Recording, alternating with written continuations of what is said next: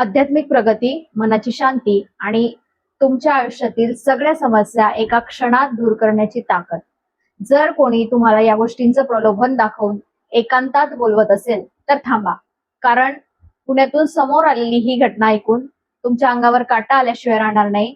एक अशी उच्च शिक्षित महिला जी एका नामांकित खासगी कंपनीत चांगल्या पदावर नोकरी करत होती, पण एका ढोंगी बाबाच्या जाळ्यात ती अशी काही फसली की पुढची तब्बल 15 ते 20 वर्ष तिच्या नशिबी फक्त आणि फक्त नरक्यात आल्या. फक्त लैंगिक आणि मानसिक शोषणच नाही, तर तिला चक्क विजेचे धक्के म्हणजेच इलेक्ट्रिक शॉक्स दिले गेले. इतकंच नाही तर अत्यंत किळसवाना आणि अमानुष प्रकार म्हणजे तिला सक्तीने मूत्र पिण्यास भाग पाडलं गेलं. विश्वास बसत नाहीये ना?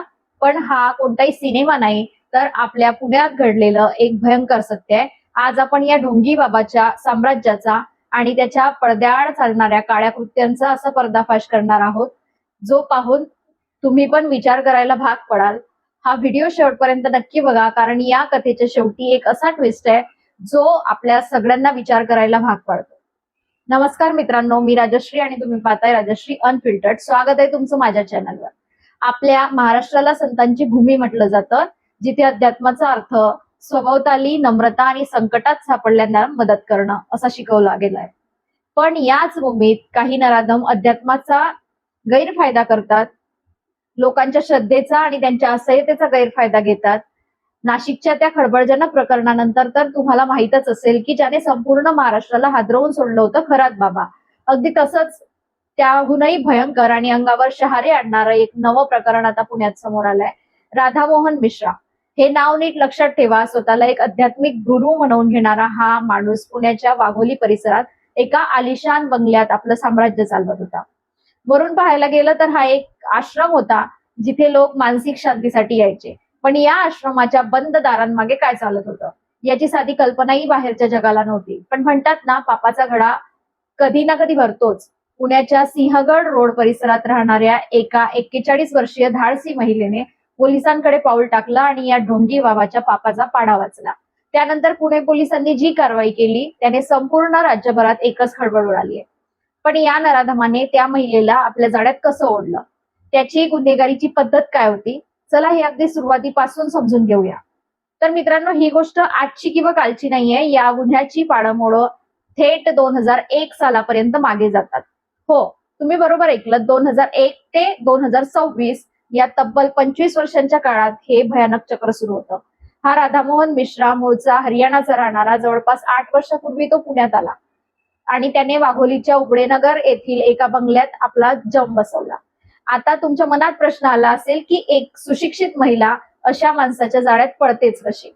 तर याचं उत्तर आहे लोकांची मानसिकता, हतबलता आणि कौटुंबिक समस्या.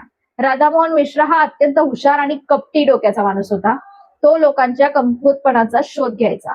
कोणाला आरोग्याची समस्या असेल, कोणाची आर्थिक परिस्थिती खालावलेली असेल, तर कोणाच्या घरात कौटुंबिक वाद सुरू असतील, अशा लोकांना गाठून तो दावा करायचा की माझ्याकडे अलौकिक आणि दैवी शक्ती आहे. मी तुमचे सगळे प्रॉब्लेम्स एका क्षणात गायब करू शकतो. जेव्हा माणूस चौफेर संकटांनी वेढलेला असतो ना मित्रांनो, तेव्हा त्याला आशेचा एक लहानसा किरणही खूप मोठा वाटतो. या 41 वर्षीय महिलेसोबतही असंच काहीसं घडलं. तिचं आणि या बाबाचं नातं 2 दशकांपेक्षा जास्त जुनं असल्याचं बोललं जात आहे. सुरुवातीला मानसिक शांती आणि आध्यात्मिक प्रगतीचा आमिष दाखवून या बाबाने आधी त्या महिलेचा पूर्ण विश्वास संपादन केला. तिला वाटलं की हाच माणूस तिच्या आयुष्यातील सगळी दुःख दूर करू शकतो. पण तिला काय माहित होतं की ज्याला ती देव माणूस समजत होती तोच तिच्या आयुष्यातला एकदम घाणेरडा माणूस निघणार आहे आणि तिच्या आयुष्याला नरक बनवणार आहे. एकदा का समोरच्या व्यक्तीने स्वतःला पूर्णपणे झोकून दिलं की मग या बाबाचा खरा खेळ सुरू व्हायचा. आध्यात्मिक विधींच्या नावाखाली त्याने या महिलेला विविध मागण्यांनी एकांतात बोलवण्यास सुरुवात केली आणि तिथेच तिच्या असहाय्यतेचा गैरफायदा घेत तिचं लैंगिक शोषण सुरू झालं.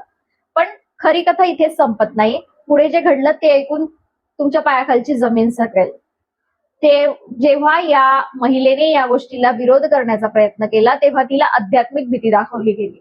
इतकंच नाही तर तिला दीर्घकाळ अत्यंत क्रूर शारीरिक आणि मानसिक छळाला सामोरं जावं लागलं. तपास अधिकाऱ्यांनी दिलेल्या माहितीनुसार या महिलेला चक्क इलेक्ट्रिक शॉक्स दिले जात होते आणि क्रूरतेची सीमा पार करत तिला स्वतःचं मूत्र पिण्यासाठी हा बाबा भाग पाडत होता. विचार करा, त्या सुशिक्षित महिलेने त्या बंद खोलीत किती भयानक यातना सहन केल्या असतील. पण या कथेमध्ये अजून एक मोठा ट्विस्ट आहे. तुम्हाला वाटेल की हा फक्त लैंगिक आणि शारीरिक छळाचा मामला आहे, तर तसं नाही. या ढोंगी बाबाची नजर केवळ तिच्या शरीरावर नाही तर तिच्या संपत्तीवरही होती. या स्वयंघोषित बाबाने त्या महिलेची कोट्यवधींची मालमत्ता फसवणूक करून स्वतःच्या नावावर हस्तांतरित करण्याचा प्रयत्न केला. पोलिसांच्या प्राथमिक अंदाजानुसार काही मालमत्ता आधीच बेकायदेशीरपणे हस्तांतरित झाली असावी. म्हणूनच या प्रकरणात आता केवळ शोषणाचेच नाही तर फसवणूक आणि मोठ्या आर्थिक घोटाळ्याचे गुन्हे सुद्धा जोडण्यात आले. आता इथे विचार करण्यासारखी गोष्ट म्हणजे या महिलेने तिच्या कुटुंबाला हे सगळं सांगायचा प्रयत्न केला नाही का? नक्कीच केला असेल, पण या बाबाचं जाळं इतकं मजबूत होतं की त्याने त्या महिलेच्या कुटुंबियांचे कान असे काही भरले होते की त्यांनी स्वतःच्या मुलीच्या शब्दांवर विश्वास ठेवला नाही. उलट बाबा सांगेल तसंच वागायला सुरुवात केली. विचार करा, ज्या मुलीवर एवढा अन्याय होतोय तिला जेव्हा तिच्या स्वतःच्या घरातूनही पाठिंबा मिळत नाही तेव्हा तिच्या मानसिकतेची काय अवस्था झाली असेल. पण म्हणतात ना, देवाच्या घरी उशीर असतो, अंधार नाही. या महिलेने शेवटी हिंमत एकवटली आणि थेट पुणे गुन्हे शाखेकडे धाव घेतली. सिंहगड पोलिसांनी प्रकरणाचं गांभीर्य ओळखून तातडीने सूत्र हलवली. पुणे गुन्हे शाखेच्या पथकाने वाघोलीच्या उबडेनगर मधील त्या कथित आश्रमावर म्हणजेच त्या बंगल्यावर रात्रीच्या वेळी अचानक छापा टाकला आणि पोलिसांनी तिथे जे पाहिलं आणि जे जप्त केलं त्याने पोलिसही चक्रावून गेले. पोलिसांनी या कारवाई दरम्यान मुख्य आरोपी राधामोहन मिश्रा याला तर वेळा ठोकल्याच, पण त्याच्या या काड्या धंद्यात त्याला साथ देणारे त्याचे साथीदारही पोलिसांच्या हाती लागले. त्याचा सगळ्यात जवळचा साथीदार 58 वर्षाचा कवल नयन आणि त्याच्यासोबत तब्बल 6 महिला साथीदार. हो, महिलांच्या शोषणाच्या या खेळात इतर 6 महिला सुद्धा या बाबाची ढाल बनून उभ्या होत्या. ही सगळ्यात मोठी शरमेची आणि धक्कादायक बाब आहे. एकूण 8 आरोपींना पोलिसांनी ताब्यात घेतलं. जेव्हा पोलिसांनी त्या संपूर्ण बंगल्याची झाडाझडती घेतली तेव्हा इथे इलेक्ट्रॉनिक उपकरणांचा जणू खजिनाच सापडला. काय काय जप्त केलं तिथे पोलिसांनी माहितीये? लॅपटॉप्स, हार्ड डिस्क आणि टॅबलेट्स, मोबाईल फोन्स आणि पेन ड्राईव्ह, CD, DVD आणि सीसीटीव्ही फुटेजशी संबंधित साहित्य. या सगळ्या उपकरणांमध्ये अनेक महत्वाचे पुरावे दडले असण्याची दाट शक्यता आहे. कदाचित यामध्ये अनेक महिलांचे आक्षेपार्ह व्हिडिओ किंवा फोटो असू शकतात, ज्यांच्या जोरावर हा बाबा त्यांना ब्लॅकमेल करत असावा. याशिवाय पोलिसांनी त्या बंगल्यातून तब्बल 6.5 लाख रुपयांची रोख रक्कम, अंदाजे 15 लाख रुपये किमतीचे सोन्याचे दागिने आणि मोठ्या प्रमाणावर संशयास्पद औषधं सुद्धा जप्त केली आहेत. ही औषधं कोणती होती?